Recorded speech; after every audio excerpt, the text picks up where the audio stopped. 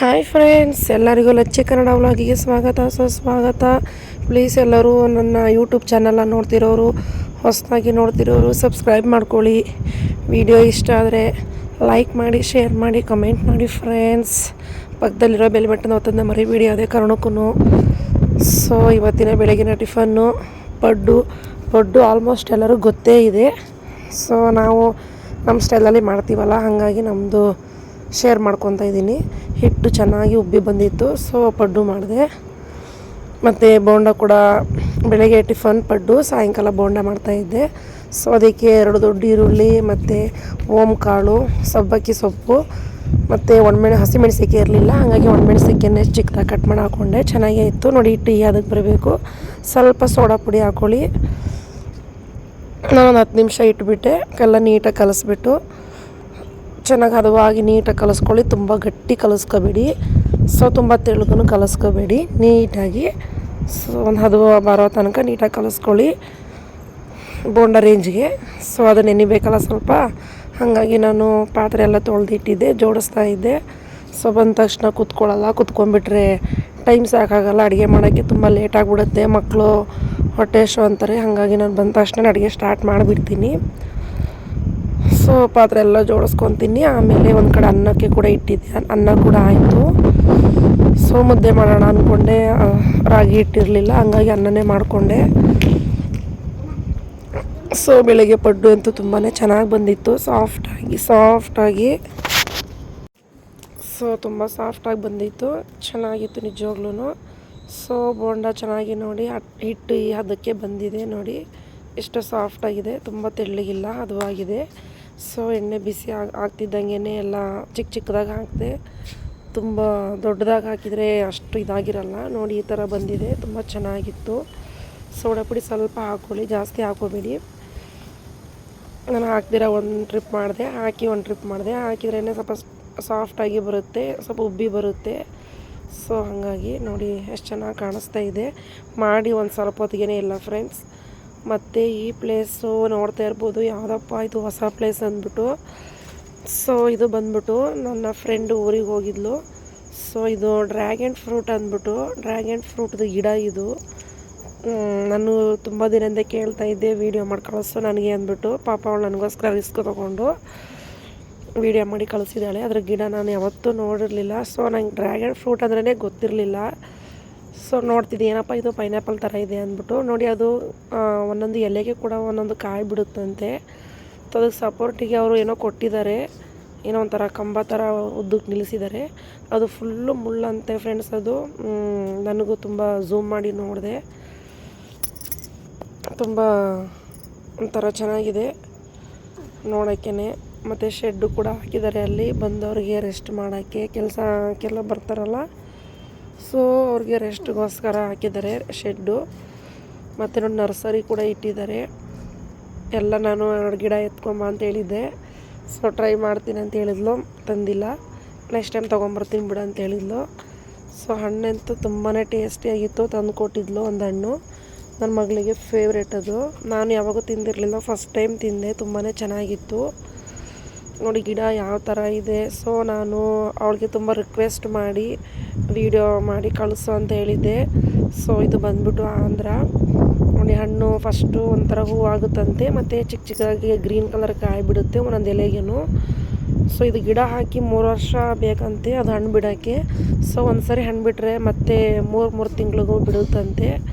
So ತುಂಬ costly ಇದು, ತುಂಬ ಹೆಲ್ತಿಗೆಲ್ಲ ತುಂಬ ಒಳ್ಳೇದಿದು. ಸೊ ನಾನು ನನ್ನ ಸಬ್ಸ್ಕ್ರೈಬರ್ಗೋಸ್ಕರ ತುಂಬ ರಿಕ್ವೆಸ್ಟ್ ಮಾಡಿ ವಿಡಿಯೋ ಮಾಡಿ ಕಳಿಸು ಅಂತ ಕೇಳ್ಕೊಂಡಿದ್ದೆ. ಸೊ ತುಂಬ ಚೆನ್ನಾಗಿತ್ತು, ತಿಂದ್ವಿ. ಹಣ್ಣು ಕೂಡ ತುಂಬ ಟೇಸ್ಟಾಗಿತ್ತು. ಸೊ ಬೆಳಿಗ್ಗೆ ಸೊ ಮಂಗಳವಾರ ಹೊಸಲು ಎಲ್ಲ ತೊಳೆದ್ಬಿಟ್ಟು ಅರಿಶಿನ ಎಲ್ಲ ಹಾಕ್ತಾಯಿದ್ದೆ. ಕೆಲವ್ರು ಕೇಳ್ತಾಯಿದ್ರು ಏನೋ ರಂಗೋಲಿ ಹಾಕೋ ತೋರಿಸ್ತಾ ಇಲ್ಲ ಅಂತ, ರಂಗೋಲಿ ಹಾಕೋ ತೋರಿಸು ಅಂತ ಕೇಳ್ತಾಯಿದ್ರು. ಸೊ ಅವರಿಗೋಸ್ಕರ ನಾನು ಬೆಳಗ್ಗೆ ನನ್ನ ಮಗಳಿಗೆ ಎಬ್ಬಿಸ್ಬಿಟ್ಟು ವೀಡಿಯೋ ಮಾಡಂತ ಹೇಳ್ತಾಯಿದ್ದೆ. ಸೊ ಪಾಪ ಅವಳು ವೀಡಿಯೋ ಮಾಡಿದ್ಲು, ಮೊಬೈಲ್ನ ತುಂಬ ಶೇಕ್ ಮಾಡಿಬಿಟ್ಟಿದ್ದಾಳೆ. ಸೊ ನಾನು ರಂಗೋಲಿ ಡೈಲಿ ಹಾಕಲ್ಲ ಫ್ರೆಂಡ್ಸ್, 1 ದಿನ 2 ದಿನ ಮಿಸ್ ಆಗುತ್ತೆ. ಯಾಕಂದರೆ ನಮ್ಮ ಲಚ್ಚಿ ರಂಗೋಲಿ ನೆಕ್ಕು ಬಿಡುತ್ತೆ. ಸೊ ಅದಕ್ಕೆ ಹೆಲ್ತ್ ಪ್ರಾಬ್ಲಮ್ ಆಗುತ್ತೆ ಅಂದ್ಬಿಟ್ಟು ನಾನು ಜಾಸ್ತಿ ರಂಗೋಲಿ ಹಾಕಲ್ಲ, ಕಸ ಗುಡಿಸ್ಬಿಟ್ಟು ನೀರಾಗಿ ಬಿಡ್ತೀನಿ ಅಷ್ಟೇ. ಸೊ ರಂಗೋಲಿ ಹಾಕಿದಾಗ ನಾನು ಲಚ್ಚಿನ ಆಚೆ ಕಟ್ ಹಾಕಲ್ಲ. ಸೊ ನೋಡಿ, ರಂಗೋಲಿ ಬರ್ದೇ ಇರೋರು ಕೂಡ ಬಿಡಿಸ್ಬೋದು, ತುಂಬ ಈಸಿ. ಚುಕ್ಕಿ ಇಲ್ದಿನೇ ರಂಗೋಲಿ ಇದು. ನಂಗೆ ಜಾಸ್ತಿ ಚುಕ್ಕಿದು ಇಷ್ಟ ಆಗಲ್ಲ, ಸುಮ್ಮನೆ ಹಂಗೆ ಡಿಸೈನ್ಸ್ ಹಾಕೋದು ತುಂಬ ಇಷ್ಟ ಆಗುತ್ತೆ. ತುಂಬ ಚೆನ್ನಾಗಿತ್ತು. ನಾನು ಇದು ಹಾಕಿದ್ದು ಇದೇ ಥರ ಸಿಂಪಲಾಗಿ ಹಾಕ್ತೀನಿ. ಸಿಂಪಲಾಗಿ ತುಂಬ ಚೆನ್ನಾಗಿ ಕಾಣುತ್ತೆ. ಕೆಲವ್ರು ಕೇಳ್ತಾರೆ ಸ್ಟಿಕ್ಕರ್ ಹಾಕಿದೆಯಾ ಅಂತ ಕೇಳ್ತಾರೆ. ಸೊ ಕೆಲವರು ಮುಟ್ಟಿ ಕೂಡ ನೋಡಿದ್ದಾರೆ. ಸ್ಟಿಕ್ಕರ್ ತುಂಬ ಡಿಸೈನಾಗಿ ಹಾಕ್ತೀನಿ. ಸೊ ಬೆಳಗಿನ ಟಿಫನ್ ಬಂದ್ಬಿಟ್ಟು ಮಂಗಳವಾರದ್ದು ನಾನು ಸೋಯಾಬೀನ್ಸ್ದು ಗೊಜ್ಜು ಥರ ಮಾಡ್ತಾಯಿದ್ದೀನಿ. ಗೊಜ್ಜು ತುಂಬಾ ಚೆನ್ನಾಗಿತ್ತು. 2 ದೊಡ್ಡ ಈರುಳ್ಳಿ ತೊಗೊಂಡಿದ್ದೀನಿ, ಬೆಳ್ಳುಳ್ಳಿ ಮತ್ತು ಚೆನ್ನಾಗಿ ಫ್ರೈ ಆದಮೇಲೆ ಕ್ಯಾಪ್ಸಿಕಮ್ 4 ಕ್ಯಾಪ್ಸಿಕಮ್ ತೊಗೊಂಡಿದ್ದೆ. ಅದನ್ನು ಕೂಡ ಸಣ್ಣ ಕಟ್ ಮಾಡಿ ಸ್ವಲ್ಪ ಸಾಲ್ಟ್ ಹಾಕ್ಬಿಟ್ಟು ಚೆನ್ನಾಗಿ ಫ್ರೈ ಮಾಡ್ಕೊತೀನಿ. ಮತ್ತು 4 ಟೊಮೊಟೊ ತೊಗೊತೀನಿ, ಹಣ್ಣಾಗಿರೋದು. ಅದನ್ನು ಹಾಕೊತೀನಿ, ಚೆನ್ನಾಗಿ ಫ್ರೈ ಆಗುತ್ತೆ. ಮತ್ತು ನಾನು ಒಣಮೆಣಸಿನ್ಕಾಯಿ, ಧನಿಯಾ ಎರಡನ್ನ ಹಾಗೆ ಸ್ವಲ್ಪ ಪೌಡ್ರ್ ಮಾಡ್ಕೊಂಡು ಹಾಕ್ಕೊಂಡು ಅದು ಕೂಡ ಫ್ರೈ ಮಾಡ್ಕೊತೀನಿ. ಮತ್ತು ನಾನು ಸೋಯಾಬೀನ್ಸ್ನ ಬಿಸಿನೀರಲ್ಲಿ ಉಪ್ಪು ಹಾಕ್ಬಿಟ್ಟು ನೆನೆಸಿದ್ದೆ, ಚೆನ್ನಾಗಿ ಹಿಂಡಿಬಿಟ್ಟು ಇದಕ್ಕೆ ಹಾಕ್ಕೊಳ್ಳಿ. ಅದೇ ಥರ ಗೊಜ್ಜಿಗೆ ನೀರು ಹಾಕ್ಬಿಡಿ, ಚೆನ್ನಾಗಿ ಫ್ರೈ ಮಾಡ್ಕೊಳ್ಳಿ. ಮತ್ತು ತೆಂಗಿನಕಾಯಿನ ಅರ್ಧ ಒಡೆ ಫುಲ್ಲ ಹಾಕಿ ಚೆನ್ನಾಗಿ ರುಬ್ಕೊಳ್ಳಿ ಸಣ್ಣಕ್ಕೆ. ಮಿನಿಮಮ್ ಒಂದು 20 ನಿಮಿಷ. ಸೊ 20 ನಿಮಿಷ ಚೆನ್ನಾಗಿ ಹಾಗೆ ಸೋಯಾಬೀನ್ಸ್ ತೊಳೆದು ನೀಟಾಗಿ ಹಿಂಡಿ ಹಾಕ್ಕೊಂಡಿರ್ತೀವಲ್ಲ, ಆ ಗೊಜ್ಜೊಳಗೇ ತುಂಬ ಸುಮಾರು ಒಂದು 20 ನಿಮಿಷ 15 ನಿಮಿಷ ಚೆನ್ನಾಗಿ ಫ್ರೈ ಮಾಡ್ಕೊಳ್ಳಿ. ಅದಕ್ಕೆ ಉಪ್ಪು ಖಾರ ಹುಳಿ ಎಲ್ಲ ಸೋಯಾಬೀನ್ಗೆ ತಗೋಬೇಕು.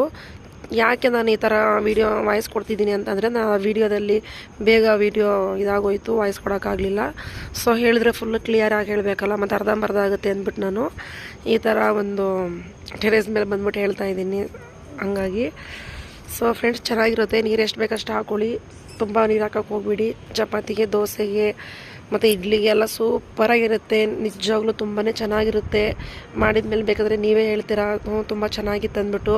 ನಾನು ಹೇಳಿರೋ ಮೆಥಡಲ್ಲಿ ಮಾಡಿ ತುಂಬಾ ಸೂಪರಾಗಿರುತ್ತೆ. ಸೋಯಾಬೀನ್ ಚಿಕನ್ ಥರ ಟೇಸ್ಟ್ ಬರುತ್ತೆ. ನಿಜವಾಗ್ಲೂ ಚೆನ್ನಾಗಿತ್ತು. ಯಾವುದೇ ಥರ ಮಸಾಲ ಹಾಕಿಲ್ಲ. ನೀವು ನೋಡ್ತಾ ಇರ್ಬೋದು, ಪ್ರತಿಯೊಂದು ನಾನು ಅಡುಗೆಯಲ್ಲಿ ಹೇಳ್ತೀನಿ. ತುಂಬ ಸಿಂಪಲ್ಲಾಗಿ ಟೇಸ್ಟಿಯಾಗಿ ಮಾಡ್ತೀನಿ. ಆ ಮಸಾಲ ಈ ಮಸಾಲ ಯಾವುದೇ ಥರ ಮಸಾಲ ಆ್ಯಡ್ ಮಾಡೋಕ್ಕೆ ಹೋಗೋದಿಲ್ಲ. ಕೆಲವರು ತುಂಬಾ ಮಸಾಲೆಗಳು ಆ್ಯಡ್ ಮಾಡ್ತಾರೆ.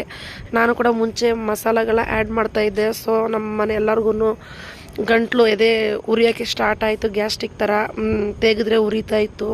ಸೊ ಹಂಗಾಗಿ ನಾನು ಇದೇ ಥರ ಮಾಡ್ತಿದ್ದೀನಿ. ತುಂಬ ಟೇಸ್ಟ್ ಇರುತ್ತೆ. ಮಕ್ಳಿಗೂ ಕೂಡ, ನನ್ನ ಮಗಳು ನನ್ನ ಮಗ ಎಲ್ಲ ಚೆನ್ನಾಗಿ ತಿಂತಾರೆ. ಸ್ವಲ್ಪನೇ ಮಾಡ್ತೀನಿ, ಚೆನ್ನಾಗಿರುತ್ತೆ.